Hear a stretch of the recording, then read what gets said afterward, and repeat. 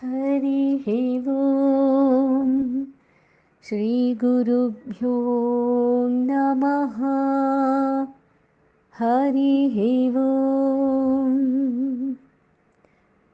భగవద్గీత సత్సంగ సభ్యులందరికీ హృదయపూర్వక నమస్కారములు. మనం భక్తి యోగంలోకి ప్రవేశించాం. అది మొదటి శ్లోకం చెప్పుకొని అర్జునుడి ప్రశ్న వేశాడు. ఆ ప్రశ్నకు సమాధానంగా భగవంతుడు ఏం చెప్తున్నాడో అది రెండో శ్లోకంలో విందాం. శ్రీ భగవానువాచ మయ్యావేశ్య మనో ఏ మాం నిత్యయుక్తా ఉపాసతే శ్రద్ధయా పరయోపేతాః తే మే యుక్తతమామతాః.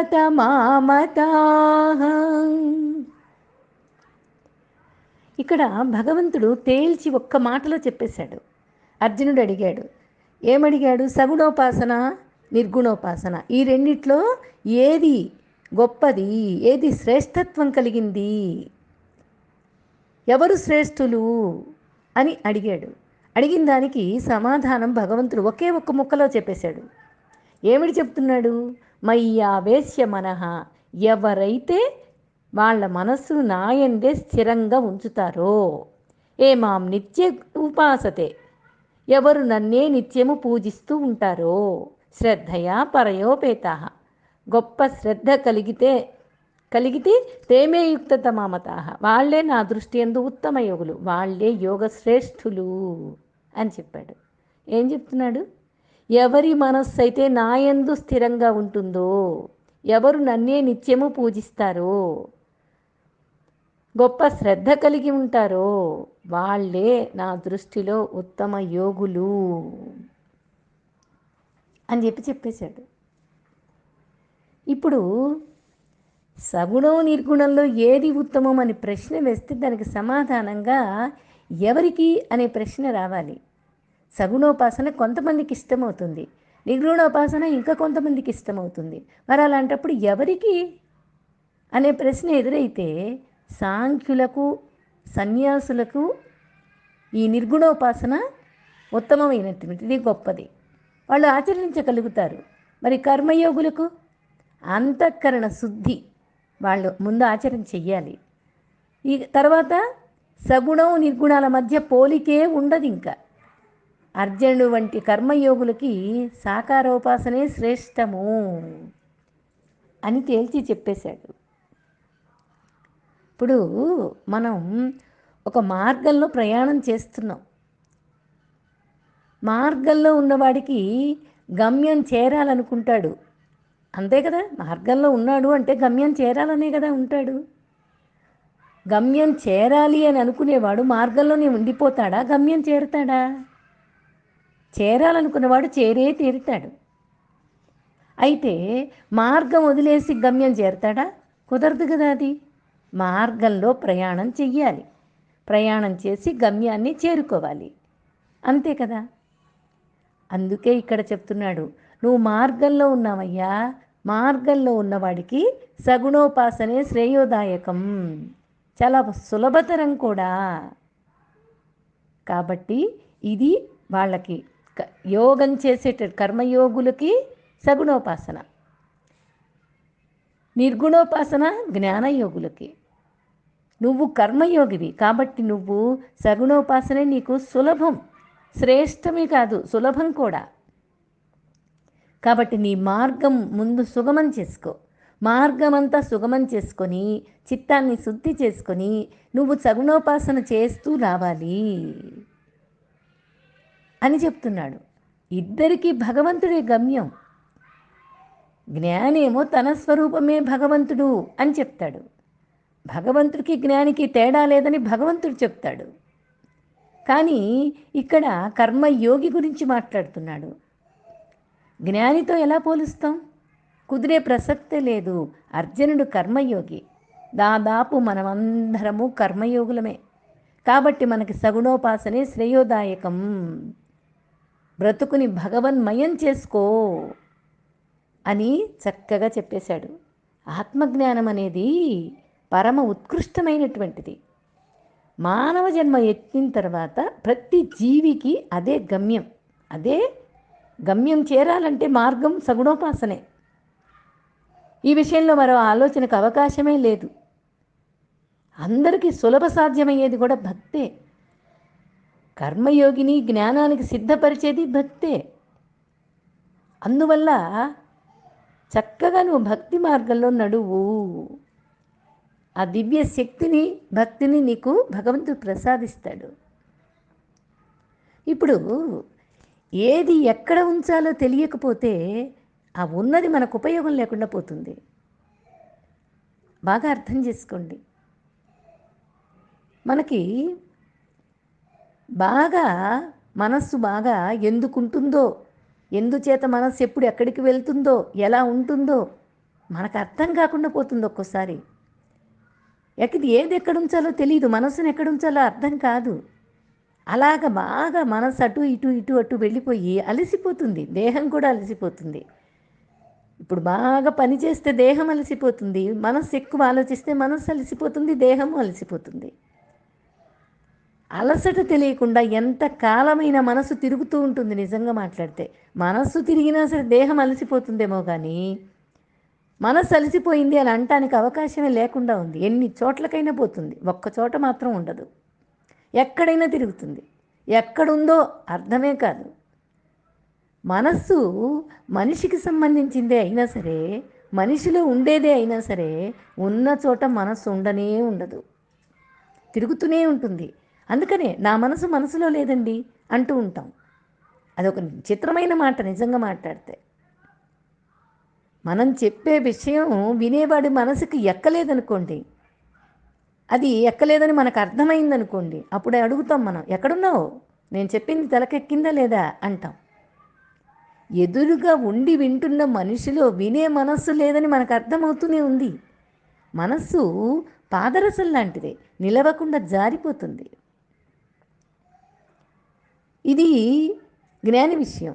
భక్తుడు మాత్రం మనస్సుని భగవంతుని యందే ఉంచడానికి ప్రయత్నం చేస్తాడు. ఎందుకంటే వాడికి నామం ఒకటి, రూపం ఒకటి పెట్టుకున్నాం. మనస్సుని ఉంచదగిన పవిత్ర స్థానం పరమేశ్వరుడి పద సన్నిధి అని మనకు బాగా తెలుసు. మనస్సులో కలతలు నలతలు ఏమున్నా సరే భగవంతుని దగ్గరికి వెళ్ళి చెప్పుకుంటాం. భగవంతుని పాదాలకి తల అంచి తలలో ఉన్న సమస్తమైనటువంటి ఆలోచనలో నీకే సమర్పణ అయ్యా, నీ దయ అని వదిలేయగలుగుతాం. అప్పుడు మనస్సు రమణీయంగా మారిపోతుంది. భగవంతుని చరణ సన్నిధిలో భక్తుడికి శాంతత, స్వాంతత లభిస్తుంది. అదే ఇక్కడ చెప్తున్నాడు. అది ఎలాగా మనకి అనుభవం అవుతుంది అంటే అభ్యాసం అనేది చెప్పాడు. అభ్యాసం వైరాగ్యం. భక్తుడి మనస్సు పరమేశ్వరుడి యందే ఉండాలి. అట్లా ఉన్నందువల్ల పరమేశ్వరుని కన్నా అన్యమైనటువంటి విషయాలు భక్తుడి బుద్ధిలోకి వెళ్ళలేవు. ఎందుకంటే ఇష్టం లేదు. పరమేశ్వరుడంటే చాలా ఇష్టం. ప్రపంచ విషయాలంటే నాకు ఇష్టం లేదు. అది ఎలాగా అని అంటే, ఇప్పుడు ఒక మధురలోనే చెప్పుకుందాం. మధురలోనే ఒక గోపిక పెరుగు పాలు అమ్మడానికి మధురకు పోయింది. ఆమె మనస్సు మాత్రం కృష్ణుని పాదాలలోనే ఉంటుంది. ఎప్పుడు భగవంతుని యందే బుద్ధి ఉంటుంది. చేతిలో మాత్రం పాలు పెరుగు అమ్ముతూ ఉంటుంది. అప్పుడు ఆమె వచ్చింది అనే దానికి గుర్తు ఏమిటంటే ఆమె అలా అలవాటు పడిపోయింది. ఆ మధురలో అందరికీ కూడా ఆమె చేతిలోనేమో పాలు పెరుగు పాత్రలు కుండలు పట్టుకొని ఉంటుంది, తల మీద ఒకటి పెట్టుకొని. పెరుగు పెరుగు పాలు పాలు అని కదండి అరవాలి. కానీ ఆమె ఏమంటుంది, గోవింద గోవింద, మాధవ మాధవ అని కేకలేస్తూ నగర వీధుల్లో తిరుగుతూ ఉంటుంది. గోవింద అంటేనేమో పాలు, మాధవ అంటేనేమో పెరుగు. అప్పుడు ఆ లోపల తలపులన్నీ కూడా భగవంతుడి పాదాల మీదే ఉన్నాయి. ఆ మాటలు అలాగే వస్తున్నాయి. కానీ చక్కగా అందరూ వచ్చి కొనుక్కొని వెళ్ళిపోతూ ఉన్నారు. ఆమె పని ఆమెకి జరిగిపోతుంది. మనస్సులో భావన మాత్రం భగవంతుడిని శరణాగతి చేసుకొని ఉంది. ఇది ఎంత గొప్ప భావన చూడండి. అందుకనే ఇక్కడ కర్మయోగులైనటువంటి వాళ్ళు సగుణ భక్తులు. వీళ్ళందరూ ఎక్కువ మంది మనలాగా గృహస్థ ధర్మాన్ని పాటించేవాళ్ళు. వీళ్ళకి సంసార బరువులు ఉంటాయి, బాధ్యతలు ఉంటాయి. వాటిని వదిలిపెట్టకూడదు, అసలు వదిలిపెట్టలేరు కూడా. మనస్సైనా పట్టుకుంటుంది, బాహ్యంగా వదిలేసినా మనస్సైనా పట్టుకుంటుంది. ధర్మబద్ధంగా జీవిస్తూ ఉంటారు, బాధ్యతల్ని సక్రమంగా సంస్కారంగా నిర్వర్తిస్తూ ఉంటారు. అనురాగాలు, అభిమానాలు, స్నేహాలు ఇవన్నీ లేకుండా ధర్మాచరణ వరకే పరిమితమై మిగిలిన కాలాన్నంతా దైవ సేవలోనే వినియోగిస్తారు. అనురాగాలు ఉంటాయి, స్నేహాలు ఉంటాయి, అన్నీ ఉంటాయి. కానీ ఎంతవరకు ఉండాలో అంతవరకు ఉంటాయి. ధర్మాచరణ ఉంటుంది, అందరి మీద ప్రేమ ఉంటుంది. కానీ అతిగా దేని మీద ఉండదు, అతిగా దేనిని కావాలనుకోరు. అందువల్ల వీళ్ళు సంస్కారవంతులై జీవనాన్ని సాగిస్తారు. మిగిలిన సమయం అంతా బాధ్యతలు పోను, మిగిలిన కాలాన్నంతా కూడా దైవాన్ సేవ ఎందే వాళ్ళ మనస్సు రమించేట్లు చేసుకుంటారు. ఈ విధంగా మనస్సుని భగవంతుడి ఎందే ఉంచి తదేక నిష్ఠాపరులై, శ్రద్ధాపరులై ఉపాసన సాగించేటటువంటి సగుణారాధకులు ఉత్తమ యోగులు అని పరమేశ్వరుడే నిర్ధారణ చేసి మరీ చెప్పేశాడు. అయితే మరి వీళ్ళు ఉత్తమ యోగులైతే నిర్గుణారాధకులు ఉన్నారు కదా, వాళ్ళ మాట ఏమిటి? విశ్వరూపం చూసి ఈ సగుణారాధనే బాగుంది అని అనుకుంటున్న వాళ్ళు ఉత్తములని చెప్పావయ్యా, బాగానే ఉంది. మరి నిర్గుణారాధకుల మాట ఏమిటి? వాళ్ళని గురించి కూడా నాకు చెప్పు అని అర్జునుడు అడిగినట్లే కృష్ణ పరమాత్మ చెప్తున్నాడు. 3-4 శ్లోకాలు చూడండి. ఏ త్వక్షరమనిర్దేశ్యం అవ్యక్తం పర్యుపాసతే సర్వత్ర గమచింత్యం చ కూటస్థమచలం ధ్రువం సంనియమ్యేంద్రియగ్రామం సర్వత్ర సమబుద్ధయః తే ప్రాప్నువంతి మామేవ సర్వభూతహితే రతాః. చూడండి, ఇక్కడ రెండిటి గురించి చెప్తున్నాడు. అక్షరోపాసకులు ఎట్లా ఉంటారు అంటే అనిర్దేశ్యము, అవ్యక్తము, సర్వగతము, అచింత్యము, కూటస్థము, అచలము, ధ్రువము అయినటువంటి పరమాత్మను వాళ్ళు సేవ చేస్తారు.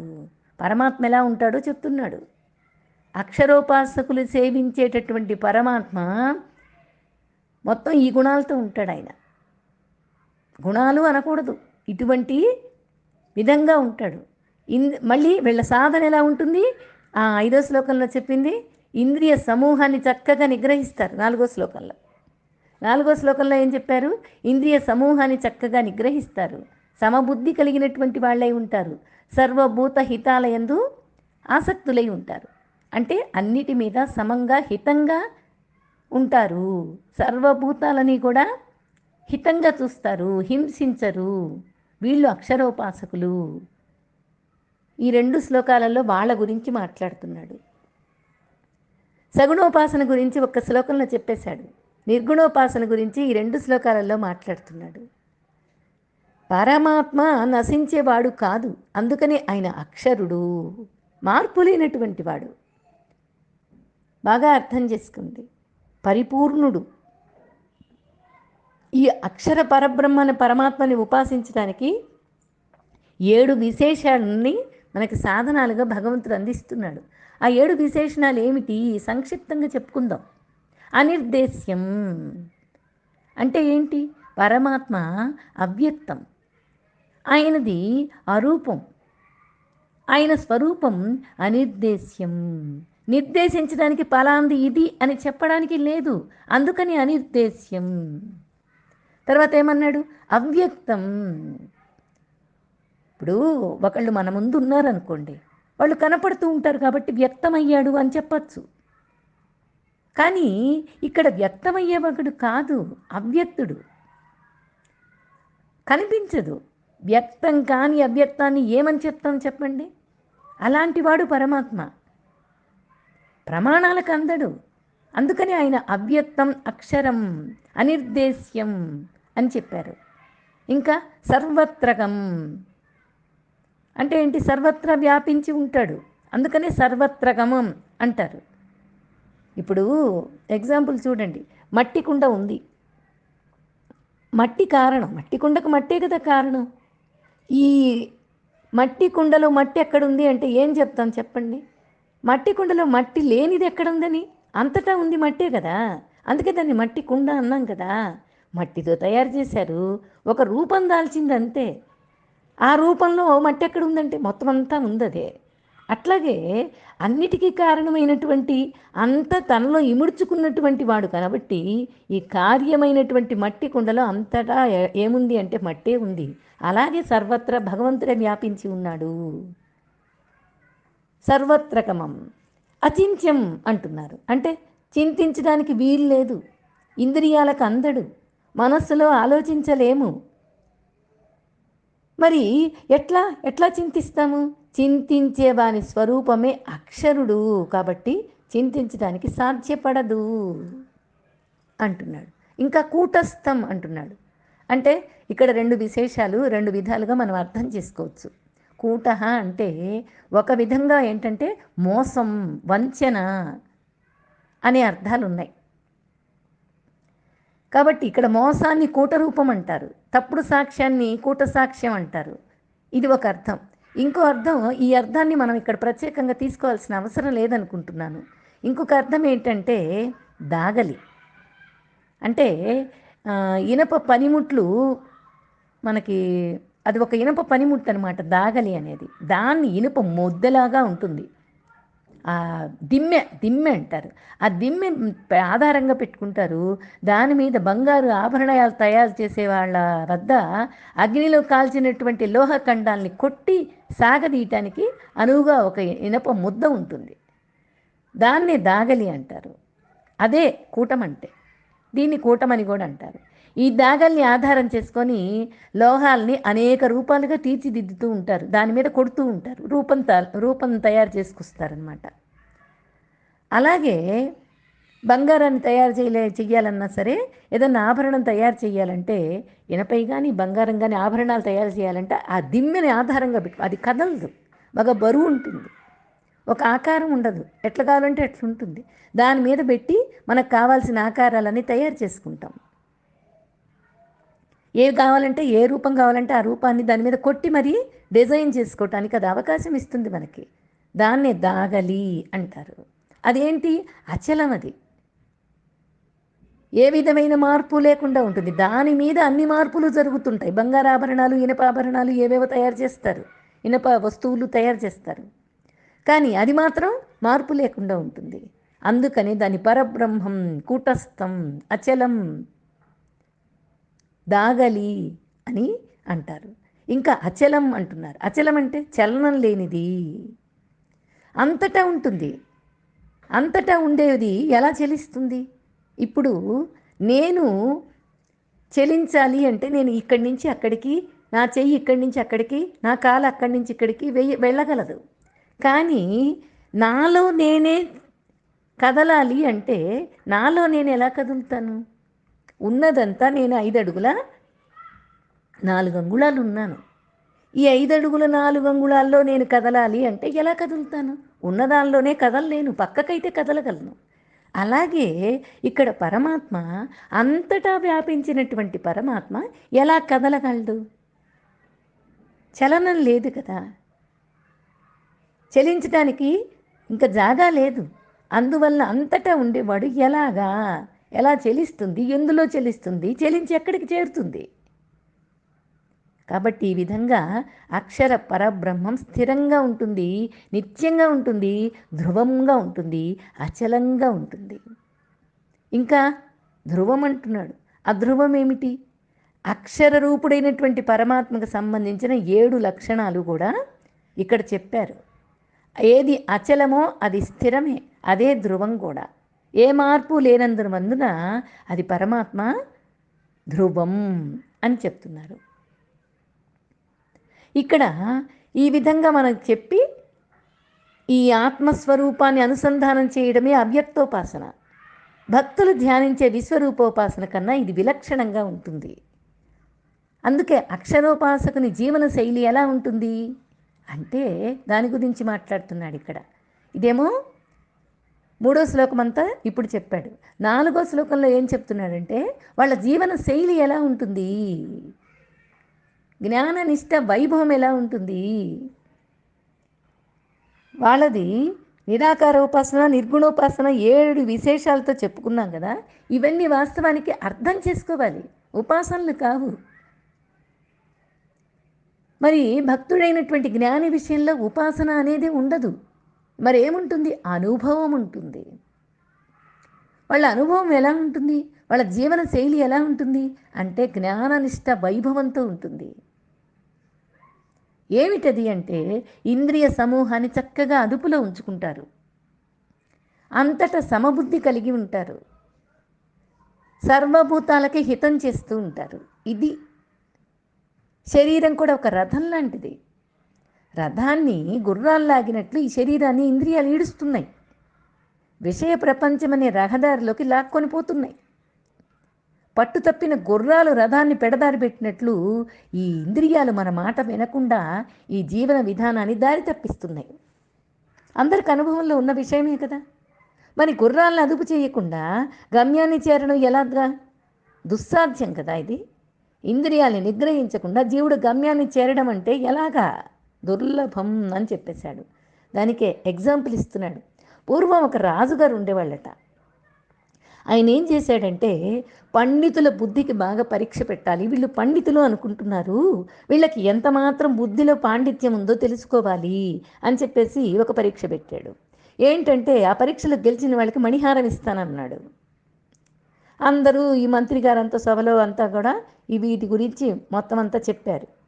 ఏమిటి చెప్పారు అంటే ఆ పందెం ఏమిటి అంటే, ఆ పరీక్ష ఏమిటి అంటే ఒక మేకను ప్రవేశపెడతారట. దాన్ని ఏ పండితుడైతే తృప్తిగా మేపి ఉంటాడో ఆ మేతను ఆ సంస్థానమే ఇస్తుంది. ఆ రాజ్యసభ వాళ్ళే ఇస్తారు. తృప్తిగా మేపాలి ఆ మేకని మేత పెట్టి మేకను తృప్తిపరిస్తే వాళ్ళు ఎవరైతే మెప్పించారో వాళ్ళకి అమూల్యమైనటువంటి రత్నహారం ఇస్తాము అని చెప్పి చాటింపు వేశారు. మరుసటి రోజు పోటీ ప్రారంభమైంది. మేకని బాగా పూలమాలతో అలంకరించి తీసుకొచ్చారు. కొలువులో ప్రవేశపెట్టారు. ఒక పండిత శ్రేష్ఠుడు ముందుకొచ్చాడు. మంచి గ్రాసం అంత గడ్డి అంతా తీసుకొచ్చి అక్కడ కుప్పలు పెట్టారు. మేతను మేక ముందు పెట్టాడు. అది శుభ్రంగా మేసింది. ఉదయం నుంచి సాయంత్రం వరకు అతడు కొద్దిగా మేత వేస్తూ ఉన్నాడు. అది మేస్తూనే ఉంది. పెద్ద పొట్టంతా పెద్ద బాన్లాగా బిర్రుగా తయారైంది. పచ్చగడ్డి వేయగానే మేక మూతి పెడుతూనే ఉంది. చీకటి పడింది. పండితుడు ఓడిపోయాడు. ఎందుకంటే దాన్ని తృప్తిపరచలేకపోయాడు. చీకటి పడే లోపల అది ఇంకా తినను అనాలి. ఆ తినను అనేదాకా ఈ పండితుడు పెట్టాలి. అట్లా ప్రదర్శన అంతా కూడా ఇక ఆ రోజు ఓడిపోయాడు. అలా 4-5 రోజులు గడిచిపోయినాయి. 9 రోజులు గడిచిపోయినాయి. 9 మంది పండితులు విఫలమైపోయారు. 11వ రోజు పోటీలో ఒక వ్యక్తి వచ్చాడు. పండితుల్లాగా మేతనేమి ఎక్కువ మోసుకురాలేదు. ఇంతకుముందు అంత మేతను మోసుకొని వచ్చి అక్కడ పెట్టి చాలా కావాలండి మాకు అని అడిగితే రాజ్యసభ వాళ్ళే ఏర్పాటు చేశారు. ఈయనేం చేశాడంటే కొంచెం గ్రాసం తన దుండువాలో కట్టుకొని వచ్చాడు. వచ్చి మేకను పెట్టారు అక్కడ. యథాప్రకారం తల వంచి మేక ముందు కొంచెం గడ్డి పెట్టాడు. అది ముందు తినటానికి మూతి ముందుకు పెట్టింది. ఆ వ్యక్తి ఏం చేశాడు, తన నడుంకి కట్టుకున్నటువంటి కొరడా ఒకటి ఉంది, ఆ కొరడా తీశాడు. మేకపై చెడేల్మని కొట్టాడు. తినటానికి ముందుకెళ్ళినటువంటి మేక ఉలిక్కిపడి వెనక్కి వచ్చేసింది. కొన్ని నిమిషాలు ఆగి మళ్ళీ తినటానికి ముందుకొచ్చింది. ఆ మేత దగ్గరికి మూతి వచ్చిందో లేదో ఆ మేక వీపు మీద చెడేల్మని మళ్ళీ కొరడా పెట్టి కొడుతూ ఉన్నాడు. ఇంకా సాయంత్రం అయ్యేసరికి ఎప్పట్లాగనే రాజుగారు వచ్చారు. రాజుగారు నాకు బహుమానం ఇప్పించండి, నేను మేకను తృప్తిపరిచాను, నాకు ఇవ్వండి అన్నాడు. అదేమిటయ్యా, నేను కూడా పరీక్ష చెయ్యాలి అని ప్రతిరోజు ఏం చేస్తాడు ఆ రాజుగారు, ఆయన సాయంత్రం వచ్చి ఆ మేక ముందు గడ్డి వేస్తాడు. అది మళ్ళీ తింటూ ఉంటుంది. ఇక మేక తృప్తి పడలేదని చెప్పేసి వెళ్ళిపోతాడు, మీరు ఓడిపోయారని. ఇప్పుడు కూడా అలాగే చేశాడు. పెట్టినంత వరకు ఎలాగైతే ఇది మేకలు తింటూ ఉన్నాయి, ఏది పెడితే ఎంత పెడితే అంత తింటూ ఉన్నాయి. కానీ ఈ 11వ రోజు వీడు చేసినటువంటి పని ఏంటంటే కొరడా పెట్టి కొడుతూ ఉన్నాడు. అట్లాగే రాజుగారు వచ్చి ఆ మేక ముందు పెట్టాడు. అది తినటానికి ముందుకొచ్చి మళ్ళీ వెనక్కి వెళ్ళిపోయింది. వెనక్కి వెళ్ళిపోయేసరికి అది భయపడింది. ఇప్పటిదాకా నేను తింటూ ఉంటే తినడానికి రాగానే కొడుతూ ఉన్నాడు, కాబట్టి ఇప్పుడు కూడా కొడతాడు అని తినకుండా అది వెనక్కి తిరిగి వచ్చేసింది. రాజుగారు ఆశ్చర్యపోయారు. మేకని ఇతడే తృప్తిగా మేపగలిగాడు అని నిర్ణయం చేసి ఇతనికి అమూల్య రత్నహారాన్ని ఇచ్చేశాడు. చూడండి, పెట్టినంత వరకు ఎంత పెట్టినా తృప్తి లేకుండా మేక తింటూనే ఉంది. కొట్టడం మొదలెట్టగానే తినడం కట్టేసింది. ఇంద్రియాలు కూడా అంతే. ఇవి మేకలుగా ఇంద్రియాలు అనేవి గుర్రాలు, మహాశక్తివంతమైనవి. మేకల్లాగా తలంచుకొని పడి ఉండేవి కాదు, అవసరమైతే తిరగబడి విజృంభిస్తాయి కూడా. మనకు అనుభవంలో ఉన్న విషయం ఇదంతా. వీటిని బతిమాలుతూ ఉంటే నీలుగుతుంటాయి, నిగ్రహిస్తే కానీ బుద్ధిగా దారిలోకి వస్తాయి. అందుకే ఇంద్రియాలు ప్రమదనశీలాలు. ఆదమరిస్తే చాలు అమాంతం మనల్ని దిగజారి చేస్తాయి, సంక్షోభాన్ని సృష్టిస్తాయి. మనస్సు ఉపాసనలో ఉన్నా సరే దానిని ఇంద్రియాలను చలింపచేస్తాయి, బలవంతంగా బాహ్య ప్రపంచంలో కీడ్చుకొస్తాయి, విషయాల మధ్య పడేస్తాయి. అందుకనే జాగ్రత్త, ఇంద్రియాలు మన ఆధీనంలో ఉండాలి అని వాళ్ళ జీవన విధానంలో నేర్చుకున్నటువంటి విధానం. ప్రతి ఒక్కళ్ళు ఇలాగా ఇంద్రియాల్ని తమ అదుపులో ఉంచుకొని తీరాల్సిందే. ఇక్కడ సర్వత్రా అంటే అన్ని కాలాల్లో అనే కాదు, అన్ని పరిస్థితుల్లో కూడా అర్థం చేసుకోవాలి. అనుకూల పరిస్థితుల్లో బుద్ధి సమంగా ఉంటుంది, కానీ విషమ పరిస్థితుల్లో కూడా స్థిరత్వం కోల్పోకుండా సమంగా ఉండగలగాలి. అది సాధన అంటే. ఇష్టమైనవి దొరికినప్పుడేమో బుద్ధి ఏమీ ఇబ్బంది పడదు, కానీ అనిష్టాలో జరిగినప్పుడు బుద్ధి సంతాపం చెందుతూ ఉంటుంది. అలా లేకుండా సమస్థితిలో ఉందా, ఇది సాధ్యమేనా అని మనకు అనిపిస్తుంది. ఎందుకంటే మనకు ఆ అవకాశం లేదు కాబట్టి, మనం ఆ స్థితిలో లేం కాబట్టి. అలా అనిపించడంలో ఆశ్చర్యమేం లేదు. రాగద్వేషాల మధ్య ఊగిసలాడే వాళ్ళకి సమవర్తిత్వం ఉండదు, సాధ్యపడదు. రాగద్వేషాలను తటస్థపరిచిన పుణ్యాత్ములకే సమబుద్ధి సహజంగా ఉంటుంది, తెచ్చిపెట్టుకోనక్కర్ల, వాళ్ళు సహజమైపోతుంది. అందుకే ఇక్కడ సర్వభూత హితం అనకుండా సర్వభూత హితం అనడంలో ఔచిత్యం ఏంటి అంటే, కొంతమందికి కొందరు మనుషులంటే ఇష్టం. భూతహితం అనకుండా సర్వభూతహితం అంటున్నాడు ఈ శ్లోకంలో. కొంతమందికి ప్రాణులంటే ఇష్టం. ఈ రాగద్వేషాలు రాజ్యమేలేటటువంటి హృదయంలో ఎవరికో కొందరికి ప్రేమ ఉంటుంది, కొందరి మీద ఉండదు. సర్వత్ర సమదర్శనం, సర్వభూత హితం అవకాశం లేదు. కానీ అలా ఉండాలి. సర్వాన్ని ఏకంగా దర్శిస్తేనే సర్వప్రేమ సాధ్యమవుతుంది. సర్వాత్మభావంలో తన స్వరూపమే సాక్షాత్కృతమవుతుంది. సర్వభూత హితాశక్తి సహజంగానే పరిమళిస్తుంది. అది బాగా అర్థం చేసుకోవాలి. మనకి ప్రస్తుతం ఏంటంటే సర్వత్రా తన ఆత్మనే దర్శిస్తాడు కాబట్టి సన్యాసి సర్వ ప్రాణులకి నిర్హేతుకంగా మేలు తలపెడతాడు, ఎవరిని బాధ పెట్టడు, హింసించడు. ఆత్మదృష్టి అలవాటైనటువంటి మహాత్మునిలో హింసకు కారణం ఏముంది? ద్వేషం ఉంటే కదా హింస చెయ్యాలి. రాగద్వేషాలే లేవు, జితేంద్రుడై శోభిస్తూ ఉన్నాడు. అప్పుడు వాడే, ఆ జితేంద్రుడే సర్వభూత హితుడు అవుతాడు. అందుకే ఇక్కడ ఇటువంటి జీవన విధానం కావాలి అని చెప్తున్నాడు. చూడండి, మనం జీవన విధానంలో మార్పు తెచ్చుకుందే అవకాశమే లేదు. ఈ దేహం మీద అభిమానం కలిగినటువంటి వాడికి ప్రతి క్షణం మారిపోతూనే ఉంటుంది. అదే ఇక్కడ చెప్తున్నాడు. ఆలోచనకి అందని దానిని గురించి ఆలోచించినప్పుడు నువ్వు కేవలం ఒక్క భావాన్ని పొందుతావు. అంటే కేవలం ఆలోచన వరకే మిగులుతుంది. బ్రహ్మని గురించి ఆలోచించకుండా అనుభూతిని పొందు, అప్పుడు అదే నీవైపోతావు. బ్రహ్మ ఏమిటి, బ్రహ్మ రూపం ఏమిటి అనేది ఆలోచిస్తే అందేది కాదు. నీ మనస్సుకి అచింత్యం అన్నాడు. నీ మనసుకు చింతించడానికి వీలు కాదు అని చెప్పేశాడు. కాబట్టి నువ్వేం చెయ్యాలి అంటే అనుభూతి పొందు. ఏదైతే చెబుతున్నారో లోపల ఒక అనుభవంగా తెలుసుకో, నామరూపాలతో కాదు. అప్పుడే ఇంద్రియాలను నిగ్రహించగలుగుతావు, సర్వత్రా సమబుద్ధిని ఉంచుకోగలుగుతావు. సర్వభూత హితం అనే దానిని సాధనలో నువ్వు అనుభవం చెందగలుగుతావు. లేకపోతే సాధ్యం కాదు అని చెప్తున్నారు. అది మనం తెలుసుకుందాం. ఎవరు సగుణోపాసన చెయ్యాలి, ఎవరు నిర్గుణోపాసన చెయ్యాలి అంటే భగవంతుడు దాన్ని చక్కగా వివరణిచ్చాడు. అలాంటప్పుడు సగుణం కాకుండా నిర్గుణాన్ని ఆశ్రయిస్తే సరిపోతుంది కదా అనే సందేహం వస్తుందేమో. ఇది సులభంగా ఉంది, ఏ చాకిరీ లేదు, ఏ పని లేదు, మనస్సు అటువైపు ఉంచొచ్చు అని. నిర్గుణోపాసన లేదా అవ్యక్తోపాసన ఏదైనా కానీ సులభ సాధ్యం కాదు, పైగా కష్టతరం అని నెక్స్ట్ శ్లోకంలో భగవంతుడు మనకి బోధ చేస్తాడు. దాన్ని ఇంకా శ్రద్ధగా వింటూ మనం ఎక్కడున్నాం, మన అనుభవం ఏమిటి, మనం ఎలా ప్రవర్తించాలి, మనం సగుణోపాసకులమా నిర్గుణోపాసకులమా, మన మనస్సు ఎటువైపు కేంద్రీకృతమై ఉంది, మన జీవన విధానం ఎలా సాగుతుంది అని మనకి మనమే విచారణ చేసుకొని ఆచరణ చేసి తరించిపోవాలి. అట్లాంటి అధ్యాయం భక్తి యోగం. హరి ఓం. శ్రీ గురుభ్యో నమః. హరి ఓం.